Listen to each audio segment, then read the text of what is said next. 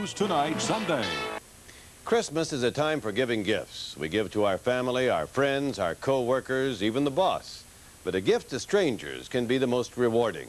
Sundar Shadi, a resident of a little town in Northern California, discovered this years ago. As Ken Kashiwahara reports, Sundar Shadi gives a religious gift to people he does not know who practice a religion he does not believe in. Sundar Shadi is 84 years old, and every Christmas for the past 35 years he has given his neighbors a gift. It is the story of Christmas displayed on a half-acre of his land, each biblical character and scene built by Shadi himself, the shepherds, the wise men, and the little town of Bethlehem. It is a gift that has been handed down from generation to generation. My mother always liked to come see this, and she died last January, so we're come up here today to see it for her. I think it's one man's way of giving to all of us in the area. It's just magnificent. It's a big job. It's a tough job, but it inspires me when I see the people enjoying it. So I feel that maybe I'm doing some service to my community and for the people. But it is when the sun goes down that Shadi's gift comes alive, in sight and in sound.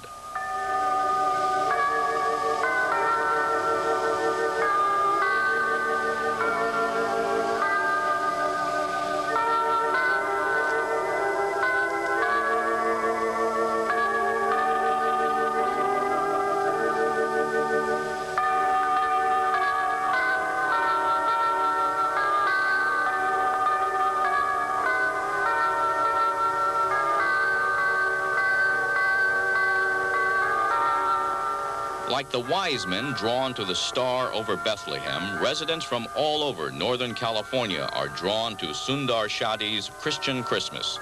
80 to 90,000 a year, he estimates, make the pilgrimage.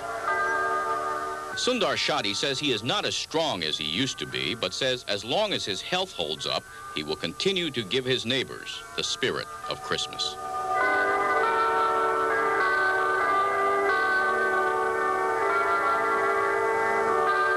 Ken Kashiwahara, ABC News, El Cerrito, California.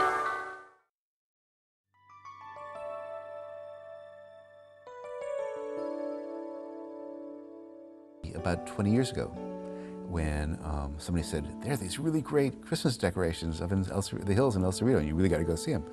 So I did, and I had to get in line because there were tour buses from God knows where. And people, cars lined up. It was like the same kind of thing you get with Lombard Street in San Francisco, that crooked street. And people were just lining up, and I got in line, and it was well worth the wait. It was just amazing. I was just blown away. We moved here in February of '63, and I think we started probably going to his display in '64. By then we had children, and we met him then. And so, like most of the other people who come to the display, it goes back several generations now.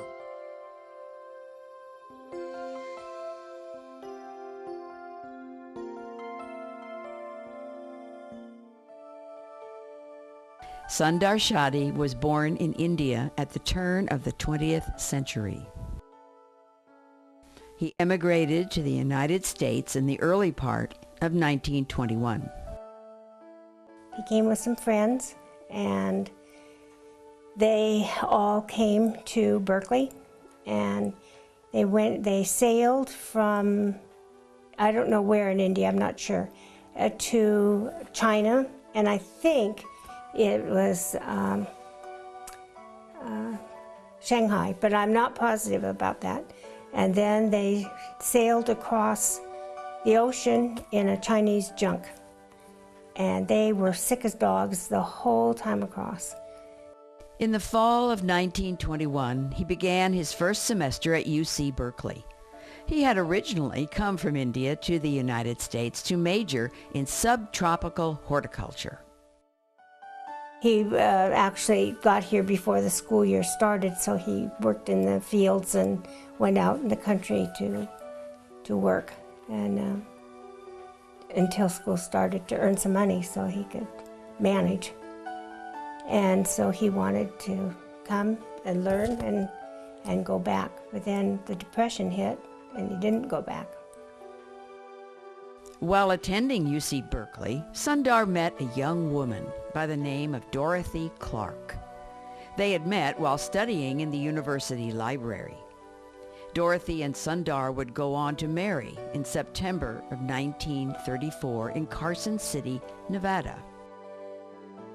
Sundar graduated with a degree in horticulture but was unable to find work. He graduated with a master's degree in horticulture but was not able to get work. So he worked in a service station, a gas station initially, and pretty soon, because of the type of person he was hardworking and cooperative, he ended up owning one or two service stations, and he ended up owning the property in Berkeley on the corner of Shattuck and University, and rented it out to McDonald's. So he ended up doing very well for himself, even though he started really with menial jobs. In 1937, Sundar and Dorothy purchased a plot of land in the El Cerrito Hills on Arlington Boulevard and had a 4-story house designed and built. Sundar always liked to stay busy. He always was looking for something to do. One day in 1949, his wife Dorothy had a suggestion for him. She suggested that he make some sort of display for the Christmas season. The discussion was whether to do a Santa Claus or a star, and they decided to do a star. And that was the first thing they put up the very first year, was the blue star. So it's the oldest thing in the display. Over the years, the display grew. What had started as one simple star became a very elegant display. My mother bought 3 wise men that were 2-dimensional, and that was the second thing that went up. And then from there, he began to make sheep out of plaster of Paris and paper mache. And after that came the angel. And then I lose track because there were camels and the wise men going to Bethlehem, at which point he took out the 2-dimensional ones, and other figures and a couple of dogs and a group of people around a bonfire or a little fire warming themselves for the night. And so there were all those things that gradually came. From one year to the next, he would think of different things that he wanted to add to it. And then, of course, I think early on, very early on, he did the town of Bethlehem. Everything he did is folk art. The houses are very interesting because they're old milk cartons. Remember, we used to have milk delivered to the house. And when those milk cartons that would carry the milk in the truck got kind of beat up, the person who was delivering the milk would take them to Sundar Shadi, and he would fix them up, turn them upside down, and make the houses. In this 1994 footage shot by Tom Nixon, we get a rare look at some of Sundar's figures. And the string rope, and then I painted it and fixed it and glued it on the face. You see, yeah. How many years old is this?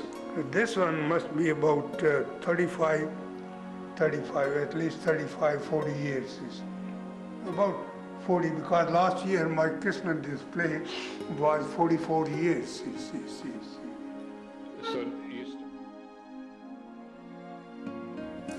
in the old days, when he had it up on the Arlington on his property, they would actually have bus loads come up from as far away as Sacramento and San Jose. So 10, 15,000 people would come through. I used to go every year. I think I first saw it back in the 70s. I used to be a delivery driver in another life, and I knew at Christmas time to avoid going on that part of Arlington because of the line of cars, but I'd always make sure to drive by on the way back. But it just was not the Christmas display that people came to admire. In the early 1940s, Sundar purchased the 2 lots next to his house. Each spring, he would plant hundreds of flowers on them. He started small and it grew from 1 lot to 2 lots to 3 lots. And it just grew over time. But he loved it. He plotted all the things out in the wintertime. He would sit at the desk and have paper and plot all these rugs out on a piece of paper so that he'd know what kind of flowers he wanted here and what kind of flowers he wanted there and what kind of a design he wanted in the middle and when he was going to have to buy them so that they would all bloom at the same time. In 1967, he began to get more elaborate with the flower displays. He started planting and arranging them in certain ways that made beautiful patterns. It was always very beautiful. And the patchwork or the rugs, as we can call them, there were usually, when I saw them, 2 side by side. And they took up a good part of that whole hillside. I don't know how he worked on it at his age, doing all that planting in the sun on a rocky hillside. So it was just gorgeous. He would get out probably in March and start to get it ready, and my family often the kids would ride their bikes up there and take a look to see what was going on, and then when it was complete, we would all go and look. And the children would marvel at the work that went into getting it ready and how much he gave to the community, so it was a good lesson for them. Mr. Shadi liked challenges when planting his flowers. He was once asked by journalist Marcia McNally why he didn't plant perennials and save himself a lot of trouble. He explained to her that it would deprive him of the challenge of figuring out how to orchestrate the rugs so that every flower would bloom at the same time. You'd watch him prepare it, you'd watch him plant it, and then it would kind of develop slowly like a Polaroid, where it would just gradually come in, and then all of a sudden you had this whole, colorful display. It was estimated that Mr. Shadi's garden consisted of 15,000 flowers. Very often, he would take the middle one, and instead of making an oriental carpet design, he would honor some group. I recall specifically when he honored the Boy Scouts and when he honored the Rotary Club and different organizations like that were having some special anniversary or something that year. He would make the flowers into a design that you could see beautifully from the Arlington and the neighborhood.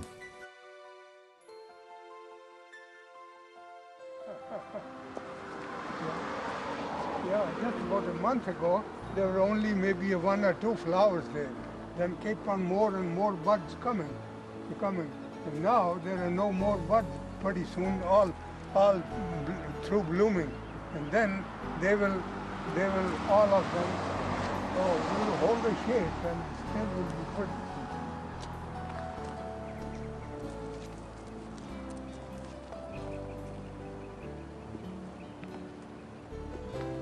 If you saw him watering his garden, he would stand out there every day, and he had a long pole that a hose was attached to, and at the end the water came out, and he would hold that and water each plant individually over 3 lots on the hill. He must have had a tremendous upper body strength, is all I can figure.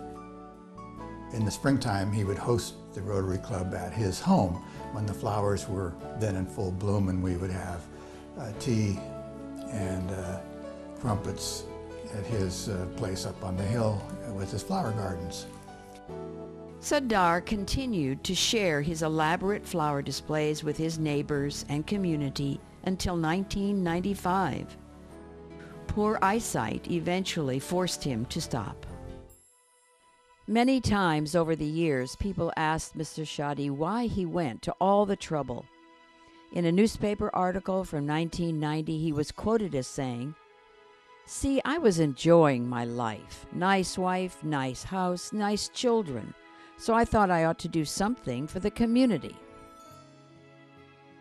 Sundar Shadi's community service did not end with his Christmas display or his artistic flower displays. He was a member of many organizations and clubs. He even organized and chaired the UN Day celebration for 22 years. It's one of the things Sundar did is he believed so strongly he felt there should be a celebration at the United Nations Day around the 24th. So he, I guess, talked Harding School into using their auditorium, but he would use a lot of the students from the El Cerrito schools, and they would dress up in costumes of different countries and sing and dance according to, the country's history and heritage. And yes, he really believed, and nobody else was doing anything quite like that. Behind me is the flag that he would borrow each year for UN Day. He borrowed it from United Methodist Church in El Cerrito, and they just this year donated it to the Historical Society. He also was very active in the Historical Society, not only as a member for many, many years, but also he served on the board and he served as president of the Historical Society. So we have a good history there. Mr. Shadi continued to put up his annual Christmas display well into the mid-1990s. So when he was getting into his 70s and 80s were when the firemen would start helping him with the large figures. Well, you see Mr. Shadi, always working on his displays. And the time I remember talking to him was he was putting up the lights which represent the stars, and he was on an old rickety ladder with boards under it on a slope. I looked at that and I says, I got to go talk to this fella. So we went up there and I talked him into letting me put the lights up because I have ladders made for slopes, and it went from there. He was very finicky about his display. Everything had to be just right. And it took a little bit of talking to convince him. And I helped him for a number of years with the lights, putting them up. And then one time he says, "I'm not going to be putting up the display this year." He was 85. He says, "I'm getting too old." I told him, I said, "Hey, let me check around." I says, "I think I can get some people to help you." So I talked to the firemen, and they agreed to give a hand. The guys getting off duty in the morning, they come right over because I was a short ways from the fire station. Gordon White, he was absolutely wonderful. He helped him on personally a tremendous amount, and he was in charge of gathering up the firemen, and they deserve a lot of credit too, because they would come in later years when it was just not possible for my father to put all those figures out. It took, he'd start the beginning of December, and it took all that time until the 12th when he turned it on. And so and it just got to be too much. And so they came, and it was thanks to Gordon White that they came, and he organized them, and they all came in and put the animals out, and he supervised everything, and he supervised it again when they had to put it away. And he was a tremendous help. I'm always grateful to him for all he did for my father. In 1997, Mr. Shadi finally decided he would no longer put up the Christmas display. I was mayor, and the year was 97, and he did not put it up. And I remember I asked him if he wanted help, we could do it, and he said no, he did not do. And in his declining years, he was going blind, he lost his hearing. then the family had to put him into a nursing rest home. And then they needed to sell the property to pay for the upkeep of him in the home. And that was when they were going to auction everything off. And one of the daughters went to my husband, the attorney, and said, "You've got to help us save this." And to make the long story shorter on that, he mentioned it to me, and I said, "Well, the Seroptimist can do that." And I went to them and said, "Is it okay if I ask if we can get it?" And they said, "Yes, that, you know, we'll back you up, but we're getting older, we can't do all the work, but we'll back you up." And so in that process, it ended up the family finally agreed to give it to the Seroptimist. The nice thing is he knew that the Seroptimist had them, the Barkeys had them. And he told his daughters, 2 of them, that he was very pleased that we had them. He knew they would be taken care of. Mr. Shadi passed away on March 29th, 2002, at the age of 101. The name might not ring a bell, but the hill probably does. For nearly 50 years, since 1949, Sundar Shadi lit up his El Cerrito hillside with an elaborate Christmas display that brought visitors by the thousands. At 101 years old, he just passed away, but his handmade work is very much here. We had about 3 days to get it moved and stored, which we managed to do before they had the estate sale. And former Mayor Jane Bartkey is spearheading an effort to restore the sculptures. They're a folk art, so you can't just go spray them and do it. You need to have someone that has a little good sense on how to touch up. You see, the display hasn't been up in about 5 years because Shadi couldn't do it anymore. But if Jane has it her way, the display will be a centerpiece of El Cerrito again, just in time for Christmas. A holiday not even his own. He was born in India, a Sikh. His daughter says he just liked beauty. I thought that he was really an artist, and so many of us enjoyed it so much, and we had so much fun with it. With a scene of Bethlehem for all to see, El Cerrito just wants to see it again. In El Cerrito, Christy Smith, NBC3 News. Before the display could be set up once again, pieces of it had to be repaired. We spent over a year restoring them. And it's very interesting how things are made. We had to redress the wise men. And we started very slowly by undressing them. And that was when we found out what they were. They're a stick with a head.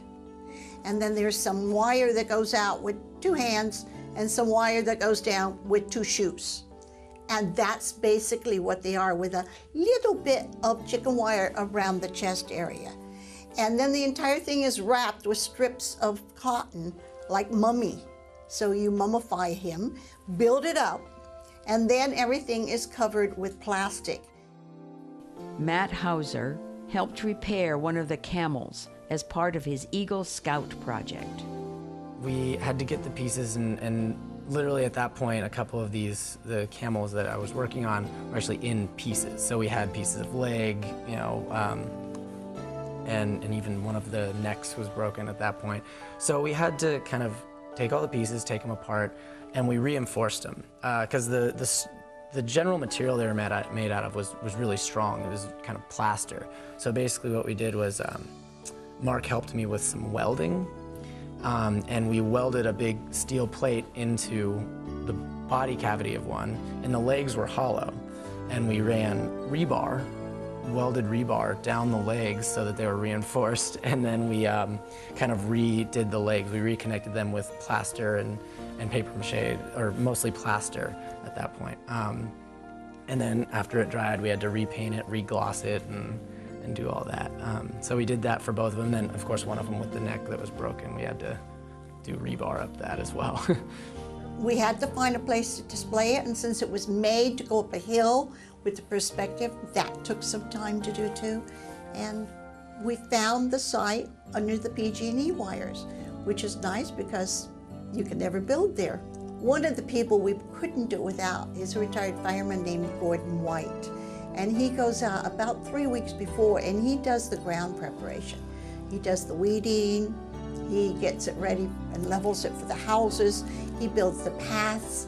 He brings out the mulch to put on the paths that we can put the figures on.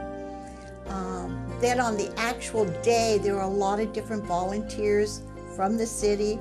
We usually have new people. This year we had new people show up on both the put up and the take down who plan on being there all the time. And of course, grandchildren, I make them work if they're not in school. And so it's a community effort. In December 2002, Mr. Shadi's Christmas display made a triumphant return to the hills of El Cerrito.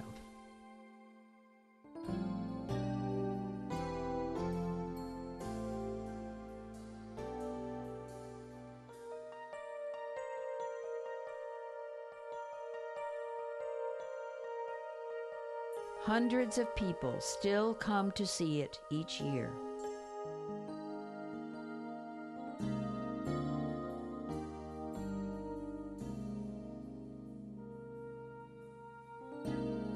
I think that just to come out and see it, it's a beautiful time of year and a beautiful display, and handmade and hand painted, and a lot of love went into it and continues to go into it with the volunteers and everyone who keeps it alive. It's a beautiful piece of artwork to begin with, and I think it means community, and it means love of the season. And an airplane. Love of the season and love of community and the neighborhood and family. Volunteers are out each night to greet people and answer any questions they may have. Our main job is help the people that come to take a look at it be safe. Keep them from walking past the fence, keeping them out of the slippery areas when it's really raining. It's a great weather tonight, so that won't be hard. Answer the questions, just be helpful. We have candy canes that we hand out to the kiddies just to kind of be the shepherd to protect the display and inform the people. The display is up and running from 5 p.m. to 10 p.m. And it's usually 10 nights a year.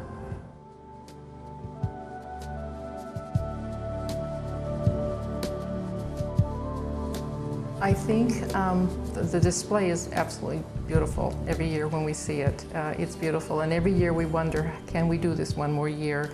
Because the majority of the people who come to work on it, we're getting older, and we really need to have younger people get involved. I think personally most of us who are involved in this would like to see this continue. It's a tradition in El Cerrito, and as long as there's someone who's willing to, take it over and start or continuing it, I think it'd be a great thing for the city. We hope that the holiday display doesn't go, but I think the one lasting thing that I can think of that he contributed is this very room that we're sitting in. He started giving gifts to the city in the early 1990s, and by the time that he became incapacitated, he'd given something like $250,000 to the city for a new city hall or a new library or some civic building. But he put a condition on it, and that was that it had to have a history room.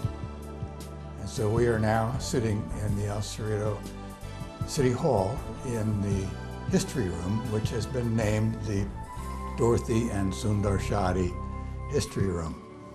And so I think that part of his legacy will go on forever. Ready? Yay!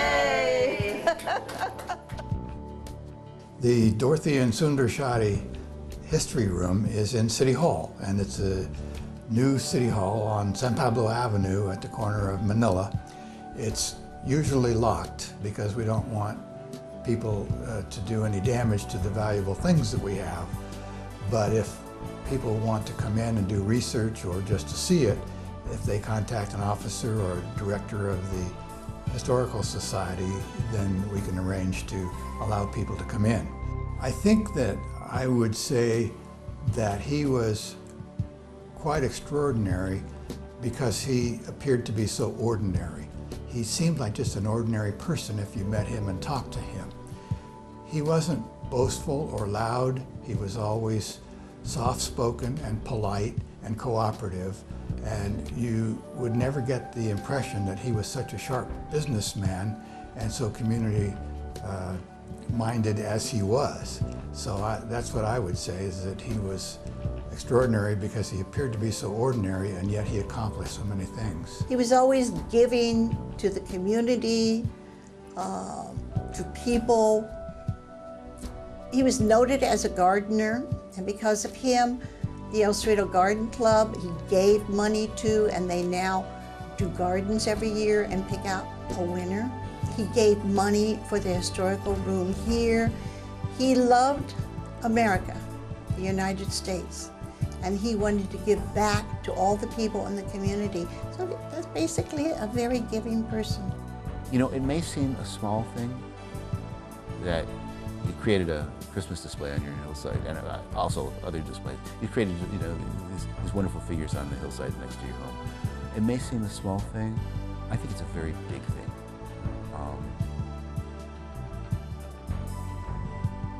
I hope hundreds of years from now there will still be Shadi sculptures, and I hope hundreds of years from now kids will still be asking their parents, who was Mr. Shadi? That's a lot better than you and I are going to do. And I think that's just. I think that's really right. He did something meaningful and lasting. And I hope as long as there's an El Cerrito, there will be Shadi sculptures. And I suspect there may be, if the next generations keep stepping up.